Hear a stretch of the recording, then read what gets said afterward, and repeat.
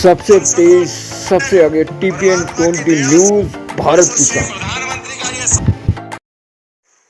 हम सबको मालूम है, परमात्मा की दया से यशस्वी प्रधानमंत्री का ये शासन काल है।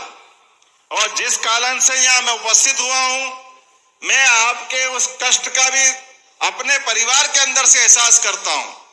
हम सब जानते हैं, परमात्मा की दया से जो वर्तमान का समय है, वो वर्तमान का समय कई सारी चुनौतियों वाला भी, और चुनौतियों वाले में एक विषय, हमारे अपने बेरोजगारी के दौर में कोई भी नई फैक्ट्री खुलती है तो नई फैक्ट्री खोलने के लिए सरकार ही उसमें नियम बनाती है कि हाँ, हम सरकारी जमीन लीज पे दे देंगे। शासन की विभिन्न प्रकार की योजना से वो फैक्ट्री खड़ी हो जाना चाहिए। ऐसे कई कारण से वो महत्व देते हैं, लेकिन हम सब जानते हैं कि जैसे हमारी वर्तमान की व्यवस्था खड़ी होती है और कोई कारण से फैक्ट्री बंद हो जाती तो सब हाथ खड़े कर देते। मैं इस बात को अच्छे से जानता हूं कि मेरे पिताजी भी मिल में काम करते थे उज्जैन में। मैं भी एक मिल मजदूर के परिवार से आता हूं और मैं वो पीड़ा समझ सकता हूं कि मिल में काम करने वाले मजदूर काम करते करते अपना परिवार पालन पोषण के लिए आगे बढ़ते, और ऐसे में वो फैक्ट्री अगर बंद होने के कगार पे पहुंच जाए तो प्रोविडेंट फंड से लेकर सारे मजदूरों का जो भी कोई देनदारी होगी, उस देनदारियों से के प्रति किसकी जवाबदारी होगी। अब फैक्ट्री खुली 1923 में, 60 साल तक ये हुकुमचंद बिल चलता रहा। 4800 से ज्यादा मजदूर उसमें काम करते रहे, लेकिन काम करते करते जब फैक्ट्री बंद हो गई तो मूल जिनने फैक्ट्री डाली वो तो कहीं और चले गए।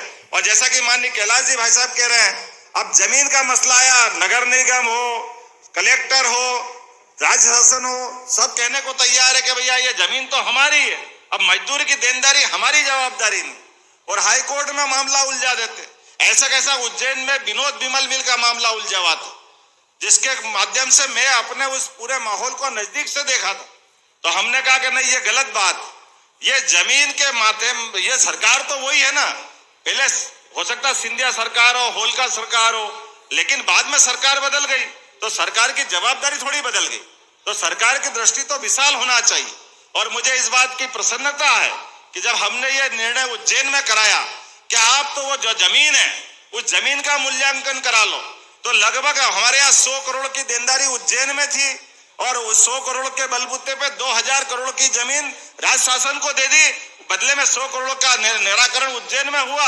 और हम सबको मालूम है कि उज्जैन में, पूरे प्रदेश में ऐसे कई जगह मामले उलझे थे, लेकिन सबसे पहले उज्जैन में निराकरण हुआ। मुझे इस बात की प्रसन्नता है। उसी मामले में उसी तरह बढ़ते हुए माननीय शिवराज सिंह जी चौहान के लिए भी जोरदार तालियां बजाओ, जिनकी सरकार में रहते हुए इस दिशा में उस मामले को माननीय कैलाश जी हो, महापौर जी हो, पूरा मंच हो, हमारा सारा भरा पूरा मंच, सबने एक मत होकर उसी तरह से अपने कदम बढ़ाए।